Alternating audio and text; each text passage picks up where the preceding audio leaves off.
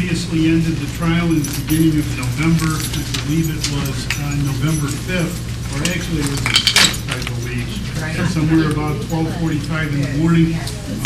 I was not prepared to rule off of the bench. There was a quite amount of evidence here I wanted to look at. I have prepared my comments this evening, and I have a written version of those comments that will be available to anybody who requests it this evening or thereafter if we have requests. Firstly, this court wishes to thank all of the parties, Mr. McRoberts, Mr. Van Noorstrand, Mr. Young, respective standby counsel, and all of the defendants, both represented and pro se, for their time, sincerity, and professionalism in presenting the various issues in this case and their respective positions. As a result, this trial experience has been educational to this court, and I would hope to the participants as well. Many issues were raised that were not heretofore contemplated by this court on a personal level, for which this court personally acknowledges a new and different understanding, making the decision now before this court that much more difficult.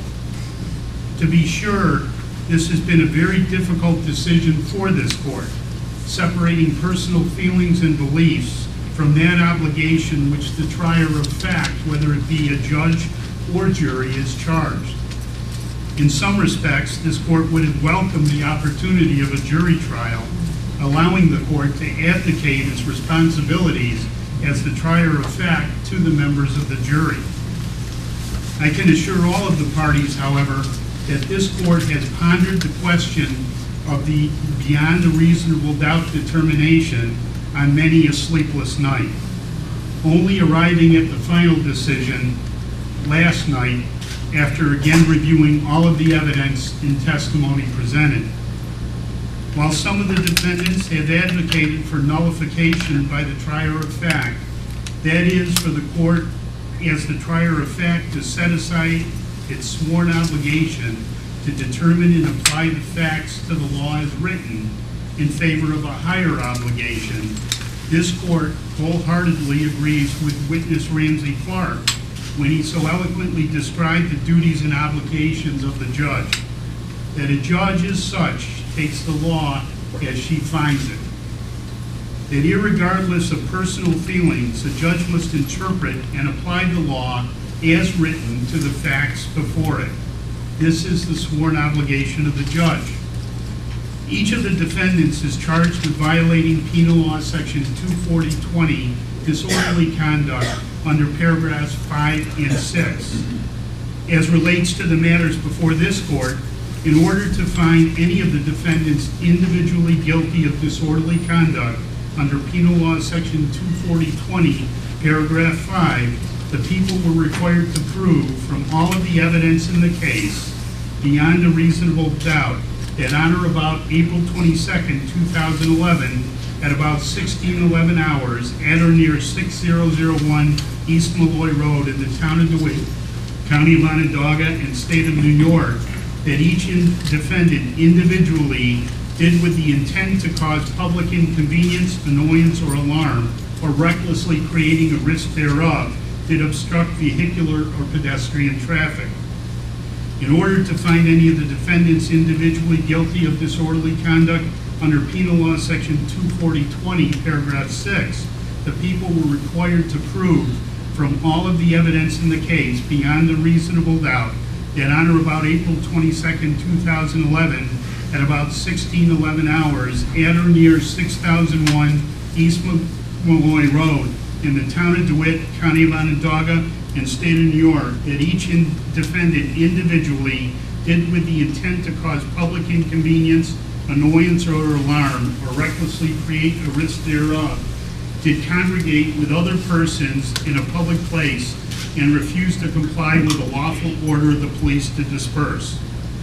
In either instance, the conduct of each defendant individually must have occurred in a public place, which, as defined in Penal Law Section 240, paragraph 1, means a place to which the public or a substantial group of persons has access and includes, but is not limited to, highways, transportation facilities, schools, places of amusement, parks, playgrounds, and hallways, lobbies, and other portions of apartment houses and hotels not constituting rooms or apartments designed for actual residence. From the testimony adduced at trial, particularly the testimony of witnesses Sergeant Major Kevin Scott Reinhardt, Lieutenant Kurt Daly, and Deputy James McKenna, this court hereby finds, beyond a reasonable doubt, that the roadway from Malloy Road to the gate of the airbase is in fact a public place. While this court does acknowledge that the roadway was blocked by cones at its intersection with Malloy Road, this court finds the placement of the cones to have been temporarily placed as a means of traffic control for safety purposes. That but for the actions of each of the defendants herein, the same were to have originally been removed at 4:00 p.m. upon expiration of the assembly permit issue. Further, this court hereby finds beyond a reasonable doubt that the roadway was in fact obstructed to vehicular and pedestrian traffic at about 4:11 p.m. as a result of the actions of each of the defendants charged. That each of the defendants charged did beyond a reasonable doubt congregate with others as a group, and did beyond a reasonable doubt, based upon the testimony of witnesses Sergeant Major Kevin Scott Reinhardt, Lieutenant Kurt Daly, Deputy James McKenna, Barry Gawantner, Kathleen Rump, Judith Bellow, Ian Sloan, Ed Canan, Martha Hennessy, Ellen Grady, Claire T. Grady, Harry W. Murray, and Elizabeth L. Adams refused to comply with a lawful order of the police to disperse. The sole remaining element, and in the opinion of this court, the pivotal issue before this court, is the mens rea element of intent. Pursuant to Penal Law Section 15.05, Paragraph 1, a person acts intentionally with respect to a result or to conduct described by a statute defining an offense when his or her conscious objective is to cause such result or to engage in such conduct. Further, pursuant to Penal Law Section 15.05, Paragraph 3, a person acts recklessly with respect to a result or to a circumstance described by a statute defining an offense when he or she is aware of or consciously disregards a substantial and unjustifiable risk that such result will occur or that such circumstance exists. The risk must be of such a nature and degree that disregard thereof constitutes a gross deviation from the standard of conduct that a reasonable person would observe in this situation. A person who creates such a risk but is unaware thereof solely by reason of voluntary intoxication also acts recklessly with respect thereto. From the testimony presented by Kathleen Rump, Judith Bellow, Ian Sloan, Edward Canan, Martha Hennessy, Ellen Grady, Claire T. Grady, Harry W. Murray, Elliot D. Adams, and Elizabeth L. Adams, the stated intention of the defendants was not to cause public inconvenience, annoyance, or alarm, or recklessly create a risk thereof, but rather their intent was to convey their message about the inequities and atrocities occurring in Afghanistan occasioned by the military use of Reaper drones, and to serve upon the Air Base commander an indictment for violation of human rights marked as Defendant's Exhibit G.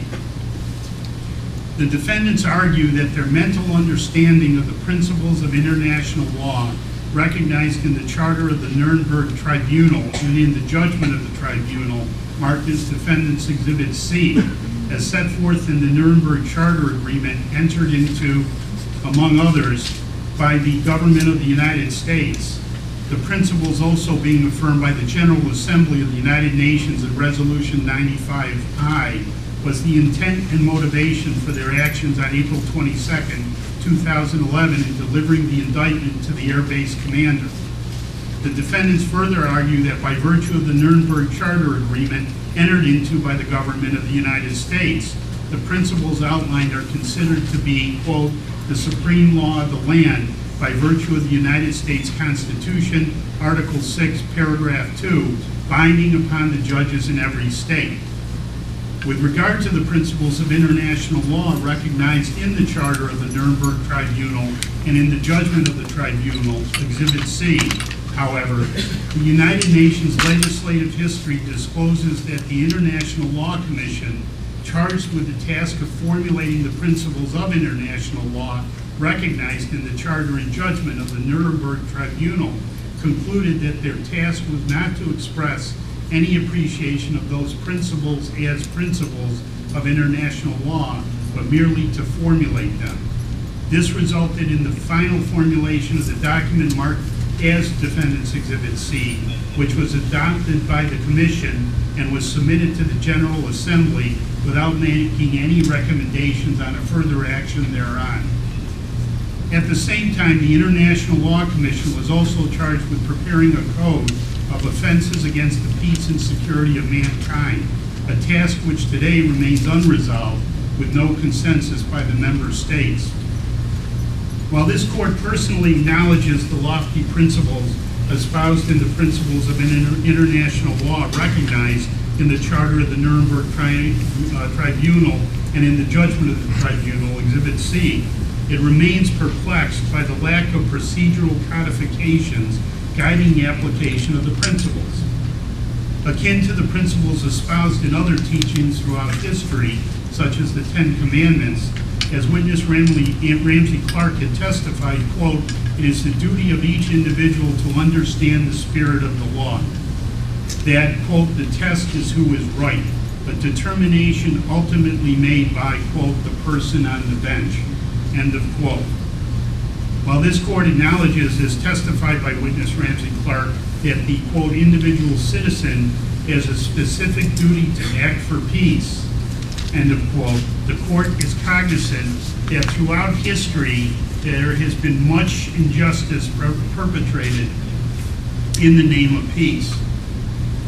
In reviewing the testimony of the defendants, it is clear to this court that the defendants, above all else, wanted their message to be heard. Certainly, however, the message would have been the same to this court if delivered during the time authorized by the assembly permit, probably without incident. According to witness Kathleen Rumpf, Judith Bellow, and Ian Sloan, the activities occurring after 4 p.m. were pre-planned.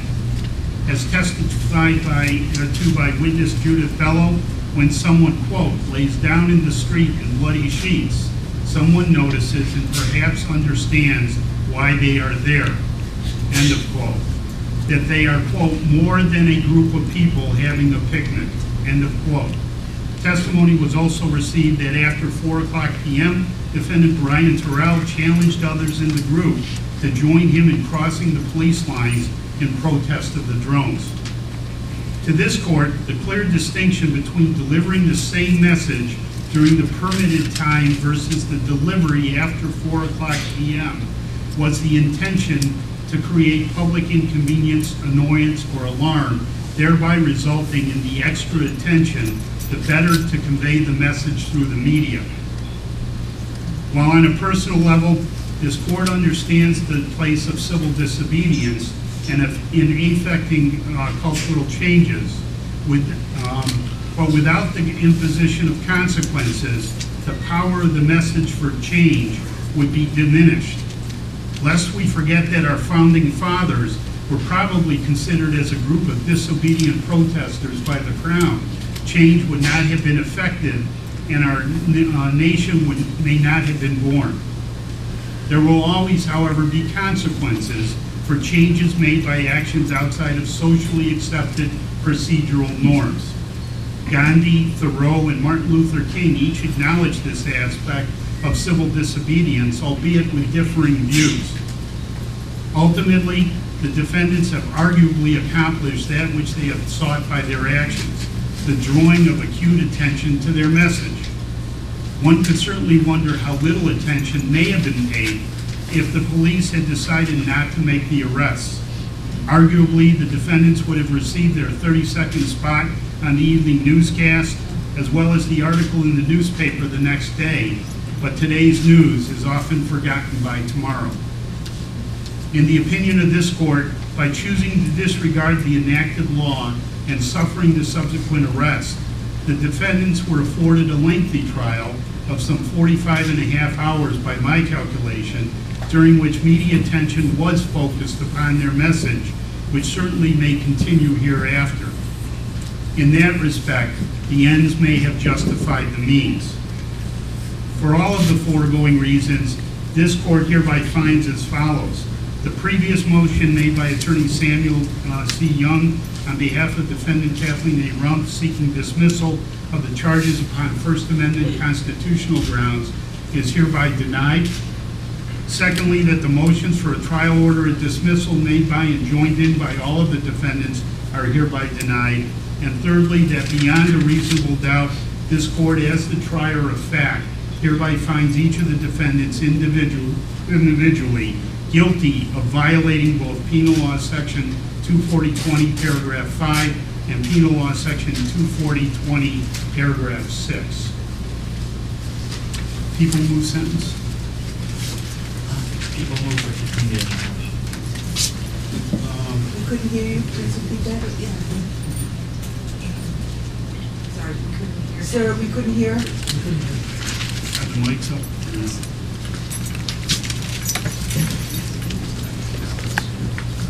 People move for 15 days, Your Honor. I still can't hear you, I'm sorry.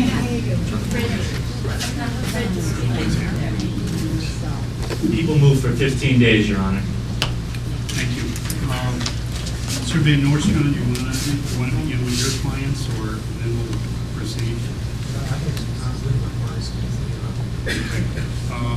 Well, I guess first I was going to ask if there's any legal reason why a sentence cannot be imposed.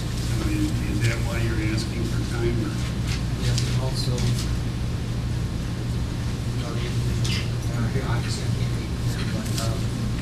You can't hear you, Ron. I would like to meet with them beforehand. You want to grab the microphone? Your Honor, I'm just asking for some time to meet with my clients before. You want about how long would you like? 10 minutes. Right. By the time we get everybody back in the room, it's going to be more like, can we say 6:30? We can come back. Well, actually, do you want to take, I mean, if there are those people who are prepared to move forward, you can do, I can step out with my clients. Okay, while that you're doing would be fine. So I'll recall your clients. Again, who are you representing? List.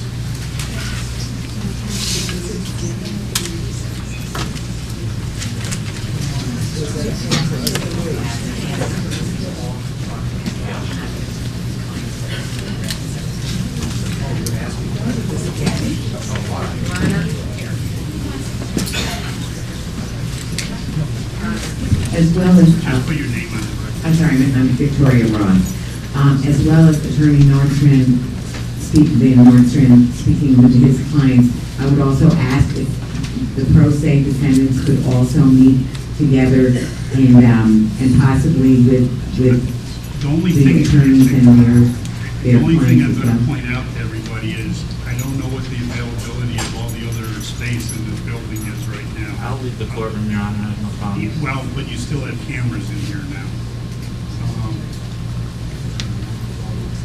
I can ask if the cameras would, if the news media would allow them to use this room to discuss things before we reconvene. Is there any objection by any of the news media?